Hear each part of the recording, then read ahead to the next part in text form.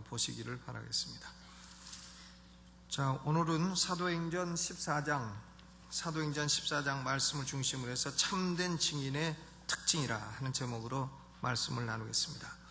이 사도행전 13장부터 이제 바울의 선교 여행이 시작이 되는데 13장부터 4차에 걸친 선교 여행이 시작이 됩니다. 그러면 챕터로 볼 때는 어떻게 되느냐? 13, 14, 15는 1차 선교 여행, 그리고 16, 17, 18은 2차 선교 여행, 그리고 19, 20, 21은 3차 선교 여행, 22, 23, 24, 25, 26, 27, 28은 4차 선교 여행. 4차 선교 여행은 뭐 선교 여행이라기보다는 로마로 죄수가 돼서 잡혀가는 그런 겁니다. 해서 13장부터 시작해가지고 1, 2, 3차 선교 여행이 3, 3, 3, 7 이렇게 전개가 돼요. 그러니까 박수 칠 때 3, 3, 7 박수 있잖아요. 그런데 3을 한 번 더 해서 3, 3, 3, 7 이렇게 진행이 됩니다. 그런데 이 사도행전 13장, 14장 이것이 이제 1차 선교 여행인데 1차 선교 여행은 주로 어느 지역에 선교를 했는가 하면 남갈라디아 지역에 선교를 했습니다. 그러니까 갈라디아서가 주로 이 지역에 있는 교회들을 위해서 쓰여진 것인데 이 남갈라디아 지역이라 하면 버가에서 비시디아 안디옥을 거쳐서 그 다음에 이고니온, 루스드라, 더베 이런 지역이에요. 제일 중요한 지역이 이고니온, 루스드라, 더베. 한번 해보시죠. 시작. 루스드라, 더베. 이고니온, 루스드라, 더베. 뭐 잘 안 외워져도 자꾸 중얼거리면 입에 붙게 돼 있어요. 이고니온, 루스드라, 더베. 버가, 비시디아, 안디옥, 이고니온, 루스드라, 더베. 그러니까 버가와 비시디아, 안디옥은 지중해 연안에 있는 것이고 거기서 산으로 높이 올라가다 보면 높은 곳에 이제 이고니온, 루스드라, 더베가 있는 것입니다. 그러니까 이 바울은 전도 여행을 다닐 때에 그 높은 곳을 많이 걸어다녔다는 걸 알 수가 있습니다. 그러니까 우리가 예수의 증인이 되려면 몸도 건강을 해야 돼요. 몸 건강해야 뭐 증인도 되고 선교도 다니고 하지 몸이 약하면 안 되니까 여러분 몸이 약한 분들은 언제나 기도할 때 하나님 나 선교 다닐 테니까 건강 주세요. 이렇게 기도하면 하나님이 어디서 센 기도가 올라온다 해갖고 몸을 고쳐주실 줄로 믿습니다. 하나님 나 좀 놀게 좀 술 먹고 좀 놀라 그러니까 몸 좀 고쳐주세요. 그러면 그냥 아픈 게 나으니라 이러시죠. 근데 선교 다니고 전도 다닐 테니까 나 건강 좀 주세요. 그러면 하나님도 꼼짝 못하시고 건강을 주실 줄로 믿습니다. 근데 유명한 주석가가요 바울의 1차 선교 여행을 독수리의 첫 여행이라 이렇게 얘기를 했어요. 독수리가 이제 알에서 깨어나가지고 첫 번째 여행한 그것을 1차 선교여행으로 비유를 했습니다. 첫 여행에서 큰 폭풍을 만나기는 했지만 바울의 선교여행은 이제 그것으로 끝나는 것이 아니라 더 성숙하고 더 큰 세계를 향하여 나간다는 그런 의미가 포함되어 있는 것입니다. 1차 선교여행은 우리가 봤듯이 참 쉽지 않은 여행이었음을 알 수 있습니다. 열렬하게 복음을 설교했고 또 그 뒤를 위해서 핍박이 왔고 핍박에도 굴하지 아니하고 지속적인 선교를 했습니다. 바울과 바나바는 예수님께서 그들을 보내실 때 말씀하시기를 마태복음 10장 16절에 양을 이리 가운데 보내는 것과 같다 하는 것이 무슨 말씀인지를 선교를 다니면서 체험을 했던 것입니다. 그들은 분별력과 지혜를 가지고 행동을 했습니다. 어디 가든지 성령께서 가라 하시면 가고 서라 하시면 서고 성령의 인도를 따라서 적당한 시기에 적당한 장소에서 복음을 증거했습니다. 어디 가든지 그들은 주께서 행하시는 구원의 큰 일도 보았고 또한 사단의 역사가 일어나서 그들을 죽이려고 하는 반대도 경험을 했습니다. 이고니온과 루스드라, 더베, 이 사도행전 14장에 기록하고 있는 세 도시인데 이 세 도시는 소위 남갈라디아의 중요한 도시입니다. 이 세 도시 가운데서 더베를 제외하고는 모두 다 핍박을 받았어요. 왜 더베에서는 핍박을 안 받았냐? 그것은 루스드라에서 핍박자들이 바울을 돌로 쳐서 죽은 줄 알고 성 밖에다 끌어버렸기 때문에 바울은 죽었다 하고 핍박자들이 돌아갔기 때문에 그래서 더베에서는 핍박이 없이 전할 수 있게 된 것입니다. 오늘은 이 독수리의 첫 여행을 살펴보면서 복음을 증거하는 사람이 가져야 될 네 가지 특징이 있다 하는 걸 말씀드려요. 네 가지 큰 것이 있다. 첫째는 뭐냐면 큰 담대함이 있다 하는 거예요. 여러분, 우리가 예수를 증거하려면 가서 쭈삣쭈삣 하면 안 됩니다. 부끄러움 타고 그러면 전도를 못해요. 어떻게 해야 됩니까? 담대하게 해야 됩니다. 가서 복음을 증거하려 그러면 예수 전할까 말까 얘기가 입까지 나오다가 에이 쏙더라 이러면 안 된다 이거예요. 그러니까 어떻게 해야 되냐면 담대함을 가지고 전해야 할 줄로 믿습니다. 큰 담대함이 있으시기를 주의 이름으로 축원합니다. 복음을 증거하는 사람은 가서 입을 벌려서 예수를 증거해야 돼요. 담대하게 해야 됩니다. 저는 사실은 우리 애들도 보면 어디 가서 밖에 가서 말도 잘 못하고요. 우리 막내도 보면 말 잘 안 해요. 큰 애도 말 잘 안 합니다. 근데 저게 어떻게 저럴까? 제가 어렸을 때 꼭 걔네들 같았어요. 그러니까 제 자식이니까 아주 틀림없습니다. 전 말을요, 그거 잘 못했습니다. 뭐 사람들 앞에 서서 이렇게 말하는 걸 제가 상상도 못했어요. 전 아주 부끄러워했던 사람이에요. 지금도 좀 부끄러워합니다. 그런데 예수 믿고 나니까는 사람들 앞에 서서 말할 수 있게 된 것이에요. 그러니까 복음 증거자는 뭐가 있어야 되냐면 담대함이 있어야 됩니다. 사도행전에 보면 바울과 바나바가 복음을 증거할 때는 언제나 담대히 복음을 증거하더라, 이런 단어가 나오고 있습니다. 사도행전 9장 27절에 바나바가 예루살렘의 사도들에게 바울을 소개할 때도 이렇게 말했어요.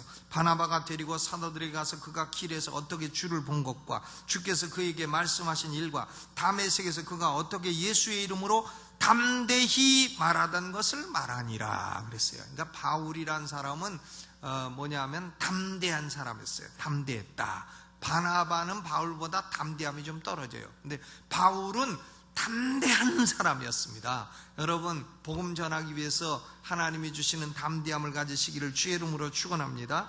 사도행전 13장 46절에도 바울과 바나바가 담대히 말하여 가로되 하나님의 말씀을 마땅히 먼저 너희에게 전할 것이로되 너희가 버리고 영생 얻음에 합당치 않은 자로 자처하기로 우리가 이방인에게로 향하노라. 담대히 말을 합니다. 사도행전 14장 3절에도 두 사도가 오래 있어 주를 힘입어 담대히 말하니 주께서 저희 손으로 표적과 기사를 행하게 하셨다 그랬습니다. 그러니까 바울과 바나바의 제1차 선교 여행에 나타난 첫 번째 특징은 담대함인 것입니다. 여러분, 하나님께 기도할 때 언제나 전도가 어려운 것은 담대치 못해서 어렵죠. 내가 이 사람한테 예수 이름을 전했다가 망신당하면 어떡할까, 이랬다가 또 꾸정물 한번 끼얹으면 어떡할까 우리가 걱정합니다만은 그거 뭐 한번 좀 맞으면 어때요? 예수 전했다가 망신 좀 당하면 어떠냐고요. 그러니까 담대하게 전하시기를 주님의 이름으로 축원합니다. 우리가 이제 4월 달에요. 4월 24일에 수양간에서 올해는 소 2마리를 잡아요. 소 2마리. 근데 한우를 잡는데 횡성 한우는 아니고 횡성 지나온 한우를 2마리를 잡습니다. 근데 그건 뭐 우리끼리 먹고 치우자 이런 것이 아니고요. 전도를 해서 좀 불신자들을 데리고 와서 교회라는 것이 천국과 같은 곳이다. 교회는 아주 행복한 곳이다라는 것을 보여주기 위한 겁니다. 해서 그때는 소도 잡고 돼지도 잡고 또 오징어도 잡고 생선도 잡고 해가지고 각 교구별로 딱 나누어 가지고요, 새로 전도해 온 새신자들과 이렇게 교제를 하면서 음악회도 하고 또 강연도 하고 또 끝나고 나면은 그 각종 그 체육대회도 하고 이렇게 해서 또 아이들 사생대회도 하고 글짓기 대회, 옛날에는 그런 거 많은데 요새는 그런 거 안 해요. 근데 글짓기 대회도 좀 하고 해가지고 아주 재미난 프로그램을 좀 많이 만들어서 교제를 하려고 생각합니다. 그건 우리가 고기 못 먹어가지고 가서 고기 먹자 이런 거 아니고요. 전도를 하자 하는데 목적이 있으니까 그 강사님은 유 목사님은 와갖고 무 갖고 했다더라, 빈대떡 갖고 했다는데 우리는 빈대떡보다 100배 맛있는 한우 갖고 한다 이거예요. 빈대떡은 물러가라 이겁니다. 그러니까 우리 한우 갖고 전도를 하니까 이번에 이 사람한테 전할까 말까 이렇게 망설이지 마시고 강하고 담대하게 딱 전해서 수양간에 올라가자 해가지고 와서 전도하고 전도의 열매를 맺게 되시기를 주님의 이름으로 축원합니다. 담대함이라고 하는 것은 뭘 말하는 거 하면 언제라도 하나님 말씀을 증거할 준비가 되어 있다는 거예요. 언제라도 나는 내 입을 탁 열면 하나님 말씀이 나온다. 언제라도 나를 탁 건드리면 예수 이름이 튀어나온다. 이렇게 복음을 증거할 준비성을 말하는 겁니다. 루스드라에서 돌에 맞아 죽은 줄 알고 사람들이 바울을 성 밖에 갖다 내다 버렸어요. 그런데 바울은요, 다음날 툭툭 털고 일어나서 더베에 가서 복음을 또 전했습니다. 돌에 맞아 죽은 줄 알고 버릴 정도니까 머리는 얼마나 아프고 팔다리 전신은 얼마나 아프고 또 돌에 맞았으니까 깨져서 피난 데도 있고 좀 썩은 데도 있고 곪은 데도 있고 그럴 텐데요, 쑤시고 아프고 그랬을 텐데도 바울은 즉시로 일어나서 더베로 가서 그 다음날 또 복음을 전했다.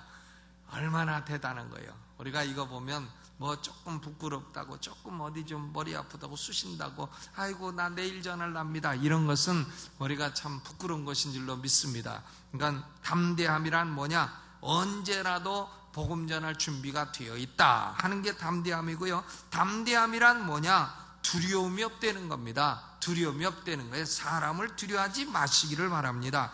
이방인들에게는 너희가 우상 숭배하는 것은 참으로 어리석도다 얘기를 하고, 유대인들에게는 너희가 예수의 의를 의지하지 아니하고 자기 의를 의지하고 있으니 그것이 구원의 장애물이 되는 또다, 이렇게 두려움 없이 증거했습니다. 바울의 담대함이라고 하는 것은요, 무례함이 아닙니다. 무례함. 요새는 복음 전하는 사람들이 어떤 사람 무례한 사람이 있어요. 무례하게 전하면요 역효과가 납니다. 비행기 타려고 하는데 비행기에서 앞에서 갑자기 탁 나가지고 예수 천당 불신 지옥 이러면은 같은 목사라도 아유 저 사람은 참 나는 저렇게 못하지만 저건 좀 담대함이 아니라 좀 무례하다, 이런 생각 들지 않습니까? 우리가 복음 전에도요 담대하게 전해야지 무례하게 전하면 안 됩니다. 바울의 담대함은 복음을 담대히 설교한 것입니다. 우리가요 회개하고 예수 믿으세요, 이것은 좋은 말이로되 복음이 아니에요. 이건 복음은 그게 아닙니다. 복음이란 좋은 소식이죠. 회개하고 예수 믿으세요는 권면이지 그게 복음 자체가 아니라는 거예요. 그러면 복음은 뭐냐? 하나님이 예수 그리스도를 이 땅에 보내어 믿는 자들의 죄값을 갚으셨다, 그게 복음이에요. 그러니까 사람들에게 예수를 믿으면 죄사함을 얻습니다. 예수를 믿으면 영생을 얻습니다. 하나님이 독생자 예수를 이 땅에 보내어 십자가에 우리의 죄값을 갚으셨습니다. 예수 믿으세요, 이것이 복음입니다. 그러니까 예수를 믿으세요 하는 것은 복음을 권면하는 것이지 복음 자체는 아니라는 거예요. 하나님이 영원전 만세전에 택하신 자들을 구원하기 위해서 예수 그리스도를 이 땅에 보내시고 하나님이 택하신 자들의 죄값을 다 십자가에서 치르신 것입니다. 그러므로 들을 귀 있는 자는 듣게 되는 것입니다. 그리스도 예수가 십자가에 죽으사 죄값을 치르시고 죽은 자 가운데 부활하셨으므로 예수를 힘입어 죄사함과 의롭다함을 얻는다, 이것이 복음인데, 이것을 증거하게 되면요 하나님이 창세전부터 택하신 자들은 귀를 기울이게 돼 있고 믿게 돼 있는 겁니다. 바울이 디모데후서 2장 10절에서 이렇게 말했어요.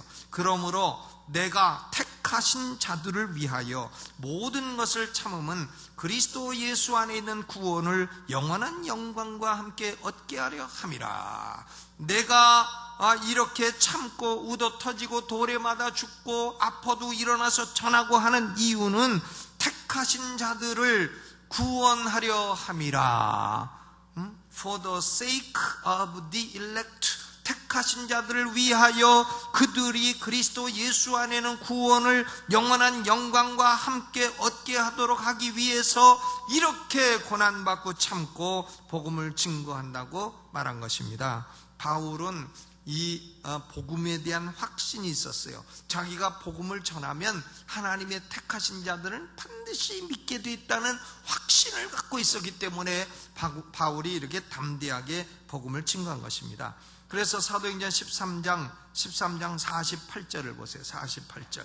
아주 이상한 말씀이 있죠. 48절 읽어봅니다. 시작. 이방인들이 듣고 기뻐하여 하나님의 말씀을 찬송하며 영생을 주시기로 작정된 자는 다 믿더라 그랬어요. 누가 다 믿더라고요?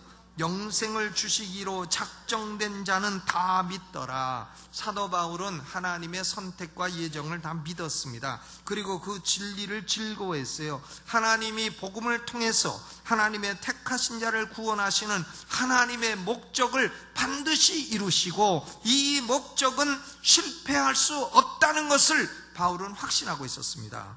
자신의 언변이나 인간적인 능력이 아니라 복음 자체의 능력이 있고 복음을 통해 역사하시는 성령께 능력이 있다는 확신을 가지고 있었던 것입니다. 이런 확신에서 바울의 담대함이 나온 것입니다. 바울의 담대함은 언제든지 복음을 증거하고자 하는 준비된 마음, 그리고 사람을 두려워하지 않는 마음, 그리고 이 복음은 하나님의 택한 자들을 반드시 구원하고 그 일에는 결코 실패가 없다고 하는 확신에서 나온 것입니다. 여러분, 우리도요 입을 열기가 참 어떤 때 부끄럽고 해도요 저는 사실 그 학교 다닐 때도 여자들 만나면 말도 못했어요. 말도 못했는데 그러나 예수 믿고 나니까 그저 아무나 자꾸 다 예수 믿으세요. 아가씨도 붙들고 아가씨는 얼굴은 이쁜데 예수를 안 믿어서 참 그거 하나가 흠이네. 예수 믿으세요. 이렇게 말하는 아주 뻔뻔한 사람이 됐습니다. 그러니까 우리는 이 복음이라 하는 것은 참 우리가 언변이 부족하게 증거해도요 하나님의 택한 자는 반드시 구원한다는 확신을 갖고 담대하게 증거하시기를 주의 이름으로 축원합니다. 내가 전했는데도 안 믿었다 그러면 그건 그 사람 책임이에요. 그건 그 사람 책임이고 그 사람에게 하나님의 은혜가 없어서 그런 것이지 내 잘못이 아닙니다. 그러니까 그럴 때는 신발에 흙을 탁 털어버리고 딴 데로 가면 되는 거예요. 그리고 그 다음에 또 가서 또 전해보고, 그래서 또 안 믿으면 또 탁 털고 가고, 그 다음 또 전해보고, 자꾸 그래서 죽을 때까지는 전해야 되지만 죽을 때까지 전해서도 안 믿으면 그건 할 수 없는 겁니다. 그것은 하나님이 그냥 택하시지 않은 사람이기 때문에 어쩔 수 없어요. 우리 가족들 중에도 그런 사람이 있을 수 있어요. 그럼 뭐 어쩔 수 없습니다. 하나님의 주권이에요, 그것은요. 그러나 우리가 가족이 다 예수 안 믿는다 해도 내 가족도 다 안 믿는데 누구를 전하냐? 그렇지 않습니다. 우리 가족 중에도 다 구원받고 다 믿지는 않아요. 그러나 우리는 우리 가족 전체를 다 구원하지 못했더라도 가서 다른 가족에게 복음을 전하면 그것에 반드시 구원받는 사람이 나오게 된다는 것을 확신하고 담대함을 갖게 되시기를 주의 이름으로 축원합니다. 두 번째로는 이렇게 복음을 증거하다 보면요 큰 전투가 일어납니다. 큰 전투가 일어나는 거예요. 첫 선교 여행에서 사도 바울은 큰 육신적인 고통도 겪었고 감정적인 고통도 겪었습니다. 사도 바울이 기록한 성경 가운데 제일 마지막 책이 뭔가 하면 디모데후서입니다. 감옥에서 AD 67년에 감옥에서 기록한 책이 디모데후서인데 2차 투옥돼서 기록한 책이죠. 그런데 디모데후서 3장 11절에 보면 바울이요 언제가 제일 고통스러웠느냐 하면 1차 선교 여행 때에 바로 이고니온 루스드라에서 가장 괴로웠다고 기록하고 있어요. 디모데후서 3장 11절 안디옥과 이고니온과 루스드라에서 당한 일과 어떠한 핍박받은 것을 네가 과연 보고 알았거니와 주께서 이 모든 것 가운데 나를 건지셨느니라. 바울이 인생 마지막 때에도 1차 선교여행 때 당한 고난을 그대로 생생하게 기억하고 있는 것을 볼 수 있습니다. 사도 바울에게는 복음 증거하는 자에게는 영적인 싸움이라는 것이 대단히 현실적인 것이었습니다. 여러분, 우리가 복음을 증거하면요, 이것은 지금 마귀에게 싸움을 거는 것이에요. 그러니까 싸움이 붙게 되는 것입니다. 싸움 붙어도 두려워하지 마라 이거예요. 마귀는 이미 패배한 세력이고 머리가 깨진 세력이고 예수님에게 심판받은 세력이고 패배한 세력이고 그것은 패장이기 때문에 마귀하고 싸움에서 우리는 결코 질 수 없다는 것을 확신하고 마귀와 싸움을 두려워하지 마시기를 주의 이름으로 축원합니다. 복음 증거하다 보면 어떤 사람은 내가 예수 믿고 싶지만 믿으면 그동안에 우리가 성경 귀신이 우리를 해코지하면 어떡하느냐고 막 걱정을 합니다. 그런데요, 해코지가 있을 수도 있죠. 있을 수도 있지만 그러나 이 싸움은 해야 되는 겁니다. 영적인 싸움은 피해서는 안 되는 것이다, 그 말이죠. 복음을 증거하면 할 수 없이 영적인 싸움이 일어나고, 영적인 싸움이 일어나면 우리는, 그리스도 예수를 따르는 우리는 결코 지지 아니하고 100% 이긴다 이거예요. 아멘. 주먹 딱 내고 해보시죠. 나는 이긴다. 아멘. 뭘 이기냐 그러면 모르는 분도 계신데, 근데 뭘 해도 이겨야 됩니다. 테니스를 쳐서 짜장면 내기를 해도 이겨야지, 지면 참 기분이 그렇단 말이에요. 짜장면 얻어먹으면 그 맛이, 그게 또 보통 맛이 아닙니다. 뭐 테니스를 쳐도 이겨야 되고요, 뭐 고수톱은 추면 안 되겠습니다만은 혹시나 쳐도 좀 따야죠. 거기서 이러면 참 얼마나 기분이 참 더럽겠어요. 이겨야죠. 그런데 영적인 싸움은 우리가요 반드시 이기는 겁니다. 이기는 거예요. 영적인 싸움은 질 수가 없는 거다 이거예요. 우리가 복음 전하면 싸움이 일어나요. 그 예수를 믿은 성도들의 삶에도 싸움이 일어납니다. 악령들이 온갖 그 사람을 뺏기지 않으려고 별짓을 다 한다 이거예요. 그래도 두려워하지 마시라 이겁니다. 디모데후서 1장 8절에 사도 바울은 믿음의 아들 디모데에게 이렇게 권면했어요. 그러므로 네가 우리 주의 증거와 또는 주를 위하여 갇힌 자 된 나를 부끄러워 말고 오직 하나님의 능력을 좇아 복음과 함께 고난을 받으라. 싸움이 와서 고통이 와도 그걸 받아라. 받으면 이긴다 이 말이죠. 디모데후서 3장 12절에도 무릇 그리스도 예수 안에서 경건하게 살고자 하는 자는 핍박을 받으리라. 예수님 말씀도 동일합니다. 마태복음 24장 9절에 그때 사람들이 너희를 환난에 넘겨주겠으며 너희를 죽이리니 너희가 내 이름을 위하여 모든 민족이 미움을 받으리라 그랬습니다. 우리 마음속에는 좀 쉬운 길로 가려는 소망이 있죠. 평화와 안전 가운데 살기를 원합니다.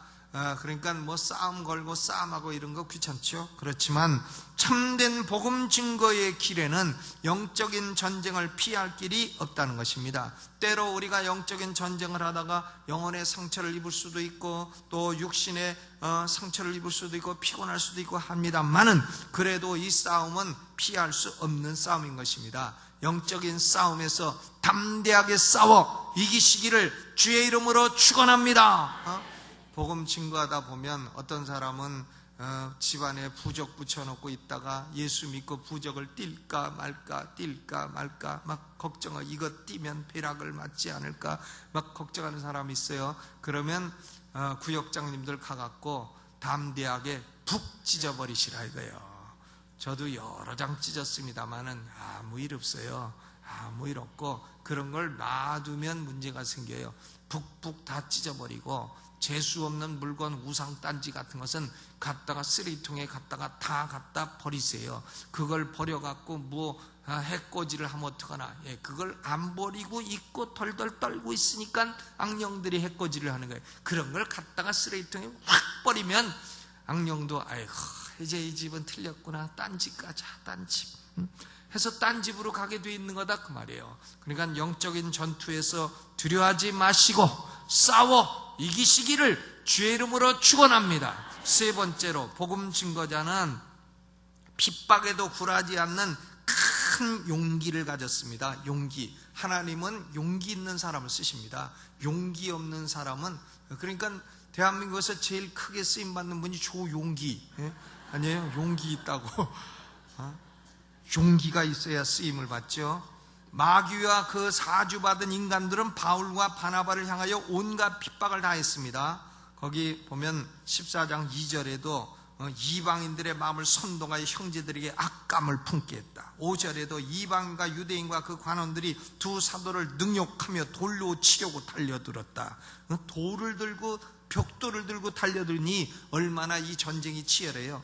또 19절에 보니까 유대인들이 안디옥과 이고니온에서 와서 무리를 초인하여 끌어내가지고 무리를 끌어내고 설득해서 돌로 바울을 쳐서 죽은 줄로 알고 성 밖에 끌어내치니라 그랬습니다. 무리를 갖다가 싹 유혹을 하고 설득을 해가지고 바울을 돌로 쳐 죽여라 해가지고는 죽은 줄 알고 성 밖에 끌어내치니라. 그래도 바울은 그 다음날 다시 일어나서 30km를 걸어가가지고 더베로 가서 복음을 증거하고 많은 사람을 제자로 삼았다 그랬습니다. 그러니까 이 바울은 핍박을 조금도 두려워하지 않아요. 그러니까 용기가 대단한 사람인 것입니다. 여러분, 우리가 그리스도인으로 살려면 뭐가 있어야 된다고요? 용기가 있어야 됩니다. 용기가 있어야 돼요. 뭐 조금 어렵다고 아이고 어려움 죽겠네, 아이고 어려워 죽겠네, 아이고 이거 사업이 망해가지고 큰일 났네 이러지 마시라고요. 용기를 가지시고 헤쳐나가시기를 주님의 이름으로 축원합니다. 말 한마디를 해도 아이고 죽겠네 이러지 마시고, 내가 이까지 것에 쓰러질 줄 아느냐, 내가 누군 줄 아느냐, 하나님의 아들이다, 하나님의 딸이다, 내 안에 누가 계신 줄 아느냐, 성령이 계신다, 물러거라 해서 용기를 가지시라 이거예요. 교회 역사가 증거하는 대진리는요, 핍박이 교회를 결코 죽이지 못했다는 겁니다. 도리어 핍박하는 자는 멸망해버리고 교회는 더욱 부흥했습니다. 핍박하는 자는 다 망해버렸어요. 옛날 로마 황제 10명이 교회를 핍박했는데 10명들은요 다 제명에 못 지고 다 죽었습니다. 다 일찍 다 죽어버렸어요. 교회 역사가 유세비우스의 교회사에다가요 그걸 다 기록해 놓은 거예요. 유세비우스의 교회사. 제가 그거 박사과정을 할 때 그 어마어마하게 두꺼운 걸 아주 읽느라고 그냥 머리 다 빠졌는데 그때 이거 빠진 거예요. 근데 그 내용은 뭔가 하면요 딴 거 없습니다. 핍박하는 자는 일찍 다 죽었더라 이거예요. 교회를 핍박하는 자는 황제고 뭐고 일찍 다 망하고 죽었고, 교회는 핍박 가운데도 도리어 성장했더라 그것입니다. 16세기 말에요 이 종교개혁이 일어났을 때 프랑스는 로만 캐토릭 국가였습니다. 그런데 프랑스에 개신교도들이 일어났어요. 그들을 위그노라고 했습니다. 위그노. 근데 위그노가 존 칼빈이 원래 프랑스 사람이에요. 그러니까 깔뱅이라 그러죠. 깔뱅. 이 깔뱅의 가르침을 따르는 사람들이 위그노인데, 위그노가 어마어마하게 많이 프랑스에서 일어났습니다. 그러니까 그 카톨릭, 로만 카톨릭을 따르는 그 황제와 그 황제의 어머니와 캐더린 드 메디치가의 캐더린이라는 여자가 로만 캐톨릭의 세력과 합세해가지고 이 위그노를 7만 명을 죽였습니다. 그래서 이것을 성 바돌로뮤 날의 대학살이라 그래요. 1572년 악한 뜻이 이루어지리 1572년 성 바돌로메 날의 대학살에 프랑스 파리에서만 7,000명, 그리고 프랑스 전역에서 위그노 7만 명을 죽이고, 프랑스 위그노들은 유럽으로 흩어지고 영국과 미국으로 건너갔어요.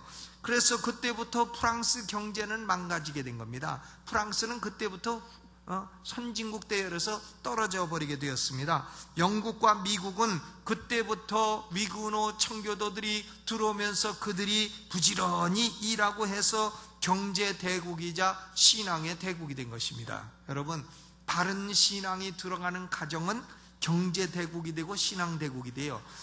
며느리를 맞아도 바른 신앙을 가진 며느리를 딱 맞으면 그 가정은 부유한 가정이 되고 신앙이 부유한 가정이 되고 복받는 가정이 됩니다. 그런데 그냥 여우가 챙겨와도 신앙은 없는 거 맞게 되면 그 골치 아픈 거예요.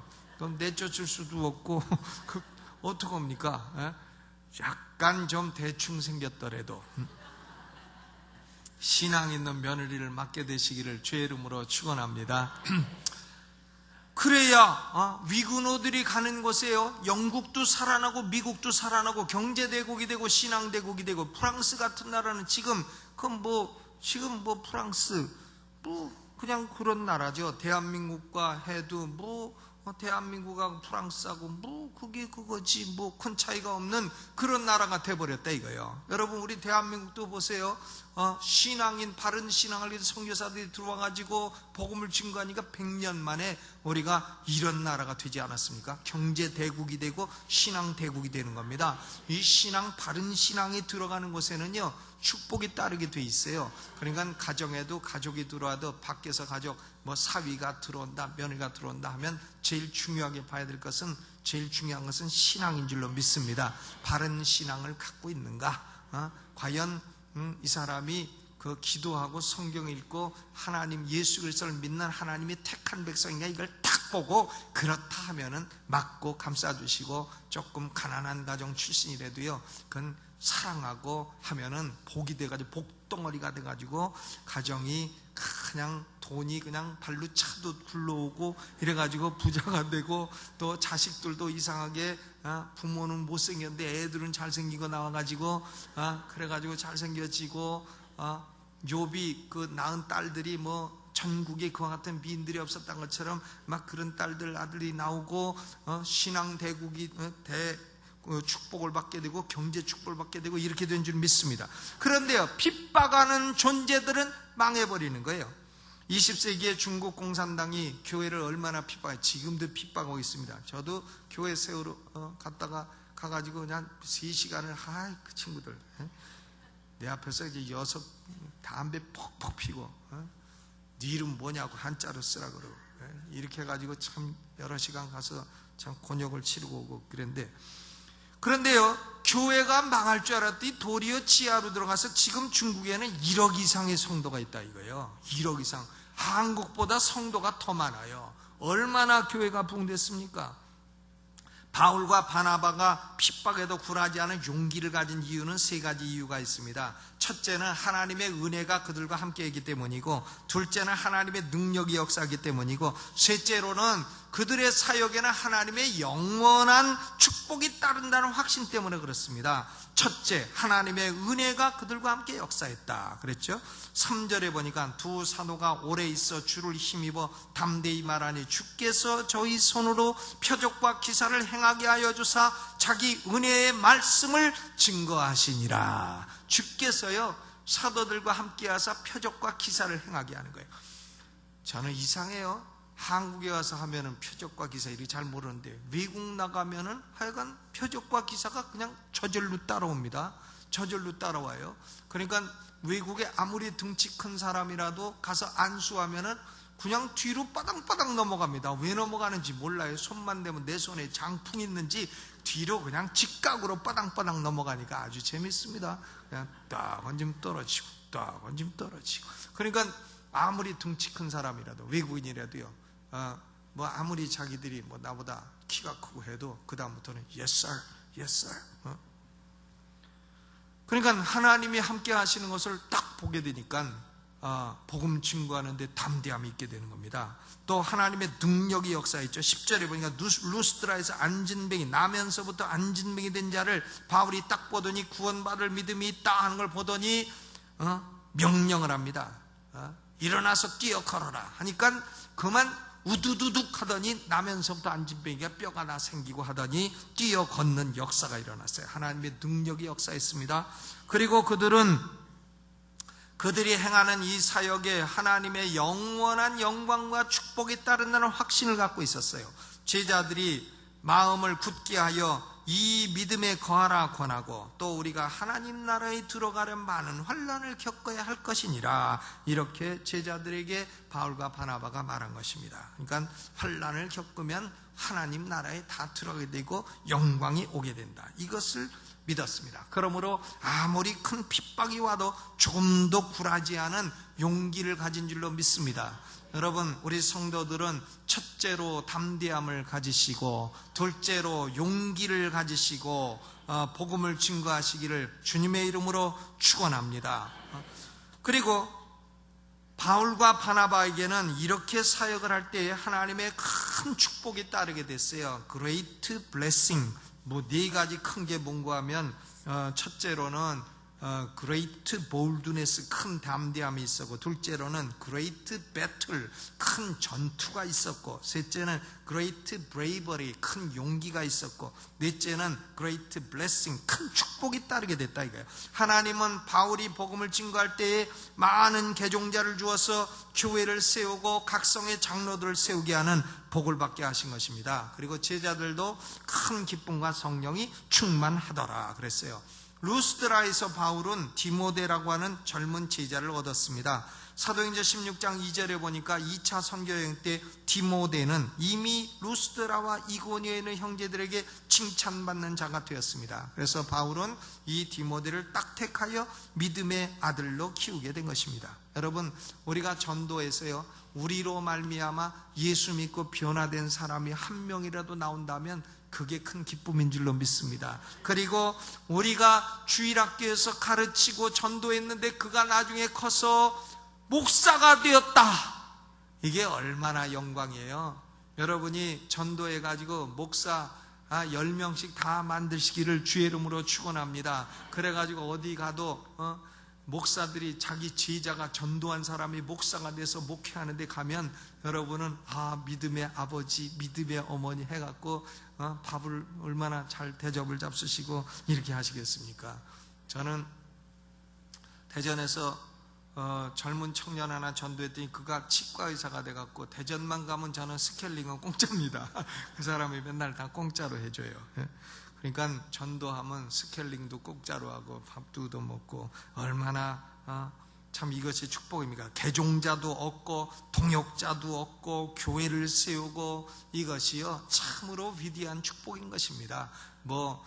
돈 많이 벌어가지고 잔고 많이 했다, 이건 그저 그런 거예요. 그건 그런 거고 없는 것보다 있는 게 낫습니다만은, 그러나 개종자를 얻고 동역자를 얻고 교회를 세우고 좋은 동역자와 좋은 교회를 얻는 것은 인생을 부욕해 하는 위대한 행복인 줄로 믿습니다. 여러분, 우리는 참 우리 그 순복음 도원교회 목사님 와갖고 안기요 이러면서 우리 보고 그 전도의 도전을 많이 주셨는데요, 오늘 바울과 바나바의 스토리를 우리가 읽으면서 우리는 참 담대함을 가지고 영적 전투를 조금도 두려워하지 아니하고 용기를 가지고 내가 복음을 증거하면 반드시 열매를 얻게 되고 나는 축복받고 또 나를 만나는 사람도 축복받게 된다 하는 이 확신을 가지고 복음을 증거하며 사는 성도들이 되시기를 주님의 이름으로 축원합니다. 사도 바울은 인생의 좌우명이 뭔가 하냐면 빌립보서 1장 20절에 살든지 죽든지 내 몸에서 그리스도가 존귀하게 되기를 원한다 그랬어요. 여러분 몸을 통하여 그리스도가 존귀하게 되는 역사가 나타나시기를 주의 이름으로 축원합니다. 그리고 여러분 가정에도 누가 들어오든지 다 믿음의 사람이 들어와서, 요셉처럼 믿음의 사람이 들어와서 들어오는 사람마다 다 복덩이가 돼가지고는 물질 축복받고 영의 축복받기를 주님의 이름으로 축원합니다. 우리 찬송 부르면서 준비하신 예물 있으시면 예물 드리시겠습니다. 복음성가 2권 89장, 세상 모든 민족이 구원을 얻기까지. 89장